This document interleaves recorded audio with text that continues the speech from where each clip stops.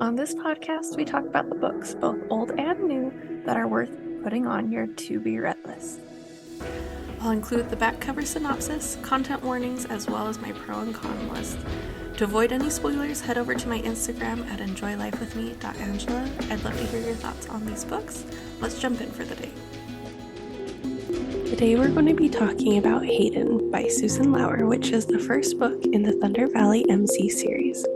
The back cover synopsis says, he's a bad boy on a motorcycle. She's a party planner with an agenda. Together, they must plan a motorcycle rally and find out who tried to kill Charlie. But can these two rivals put their differences aside long enough to get the job done? Road captain for the Thunder Valley Christian Motorcycle Club is Haden's job to lead the way.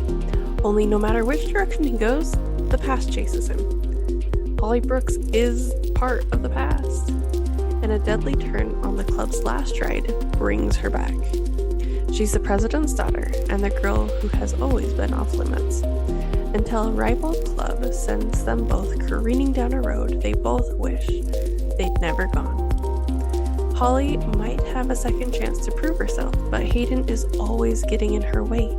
Can he step aside for Holly, or will this bad boy send her packing again to keep her safe?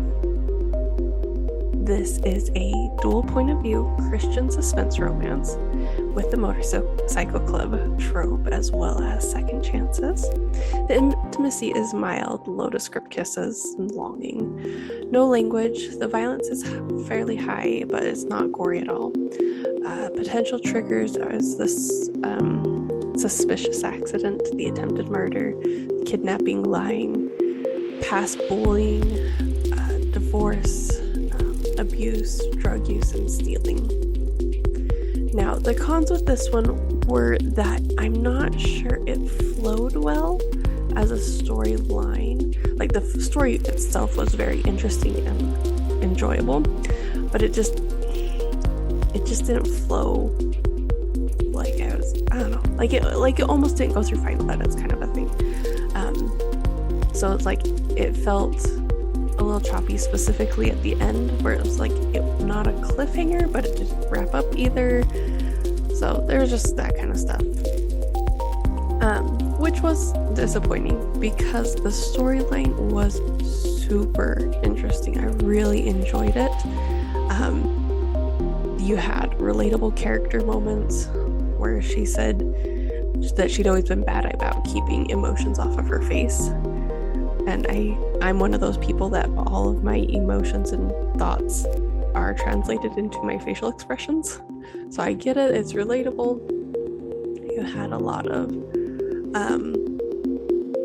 kind of those heart emoji moments. The quote goes, she wouldn't admit she'd been trying not to think of him. The boy who tore her family apart and taunted her throughout her high school years had transformed into a devilishly handsome man.